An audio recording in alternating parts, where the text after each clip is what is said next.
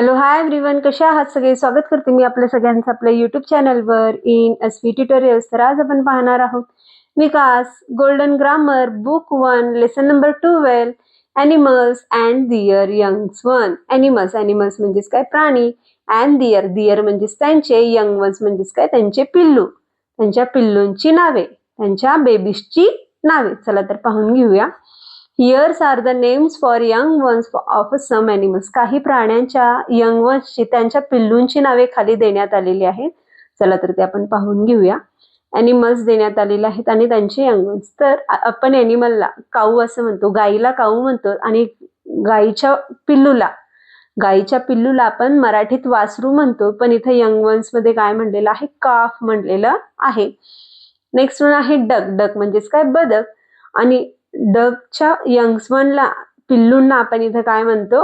डकली म्हणतो. तर डॉग आहे, डॉगच्या पिल्लूंना आपण पप असे म्हणतो किंवा पपीज असे म्हणतो. तर हेन आहे, हेन म्हणजेच कोंबडी. कोंबडीच्या पिल्लूंना येथे चिक असं म्हणतात. तर खाली आपल्याला पिक्चर्स देण्यात आलेले आहेत, ॲनिमल्स देण्यात आलेले आहेत आणि त्यांचे यंग वन सुद्धा आपल्याला पिक्चर बेस्ड येथे देण्यात आलेलं आहे. चला तर पाहून घेऊया. गोट आहे, गोटच्या पिल्लूला किड म्हणलेलं आहे. कॅट, तर कॅटच्या पिल्लूला किटन म्हणलेलं आहे. हॉर्सच्या पिल्लूला फॉल असं म्हणलेलं आहे. लॉयनच्या पिल्लूला कब म्हणलेलं आहे. वॉल्फच्या पिल्लूला सुद्धा कब म्हणलेलं आहे. बियरच्या पिल्लूला सुद्धा कब म्हणलेलं आहे. डिअरच्या पिल्लूला फॉन म्हणलेलं आहे. फ्रॉगच्या पिल्लूला टॅडपॉल म्हणलेलं आहे. आणि शीपच्या पिल्लूला येथे लॅम्ब म्हणण्यात आलेलं आहे.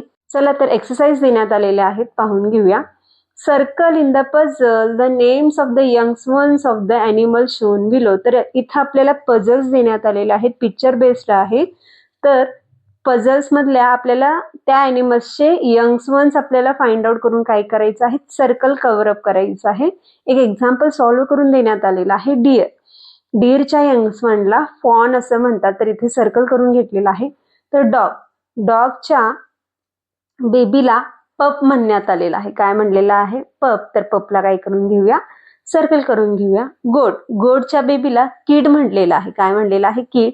तर येथे सर्कल करून घेऊया. हॉर्सच्या बेबीला येथे फॉल असं म्हणण्यात आलेलं आहे, तर फॉलला सर्कल करून घेऊया. दॅट आफ्टर नेक्स्ट वन आहे हेनच्या बेबीला चिक म्हणण्यात आलेलं आहे, तर चिकला येथे आपण सर्कल करून घेऊया. दॅट आफ्टर नेक्स्ट वन आहे काऊच्या बेबीला येथे काफ म्हणण्यात आलेला आहे, तर काफला इथे काय करून घेऊया? सर्कल करून घेऊया.